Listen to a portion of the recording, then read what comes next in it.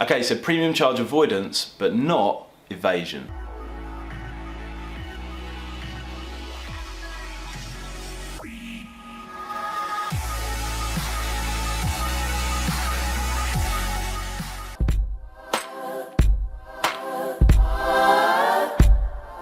Okay, thanks for the question. I get asked it a lot, which is the reason I've chosen it to answer. In fact, I was asked it at the Matchbook Traders conference as well. Betfair premium charge.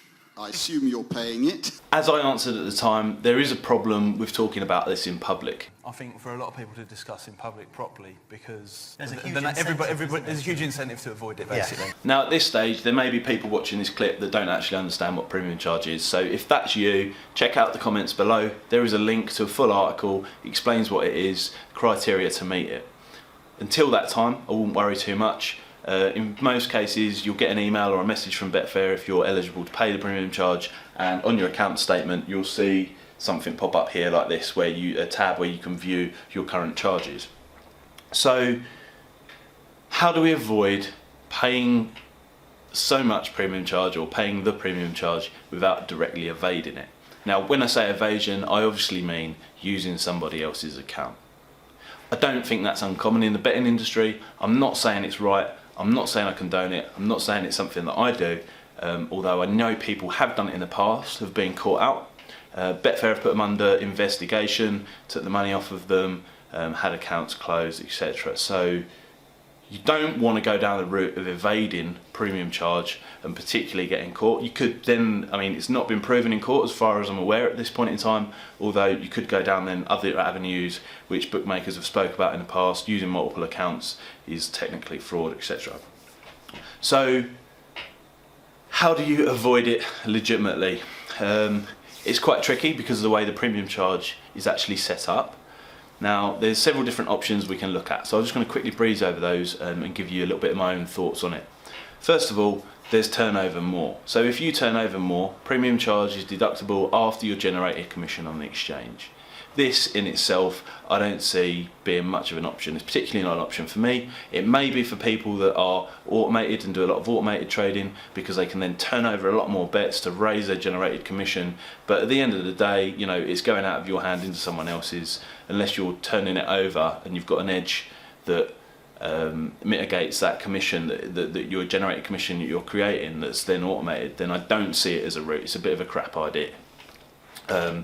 Next up is probably the most obvious, and probably the one that I would advise anybody, particularly who's not massive, paying loads of premium charge, to look at further, and that is arbitrage. Because over a longer period, if you've got effective arbs with a large margin, then the larger the margin, the quicker the money will go out of your Betfair account. Over the longer period, the value is with the bookmaker, there's less value with the exchange. In the short term, you could potentially be hit with extra premium charge if you win on your exchange account, which is something you don't want.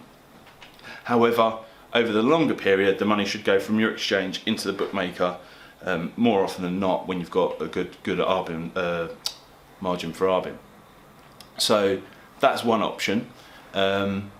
And that's probably the one that many people have tried to do. That's one that I've done things with myself in the past. Although it's not the holy grail, it's not going to stop you from paying premium charges, particularly if you're earning a lot of money from trading exchanges. Another option is to use another exchange. It's quite an obvious one. Obviously there's liquidity issues with most of them. Betdaq have been a lot more liquidity recently, and the 2% commission reduction has reflected that. So that could be an option, particularly if you're earlier on in your trading career. Depending on how you trade is another thing that's going to be affected by that massively, because if you're trading big stakes over short increments, it's going to be very hard when there's limited liquidity. However, if you're taking, you know, if your strategy is to take value in illiquid markets, that could be something that's more for you. And then finally, I mean, we're kind of back to evasion again. It's like moving your money from one Betfair account to another Betfair account that isn't paying premium charge, non-advisable, obviously. There's no real way around it, to be honest. Not an easy one that I can see anyway. So avoiding the premium charge is a particularly tricky topic. Is possible to a degree.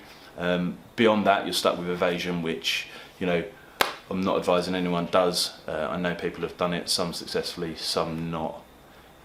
But at the end of the day, it's down to you.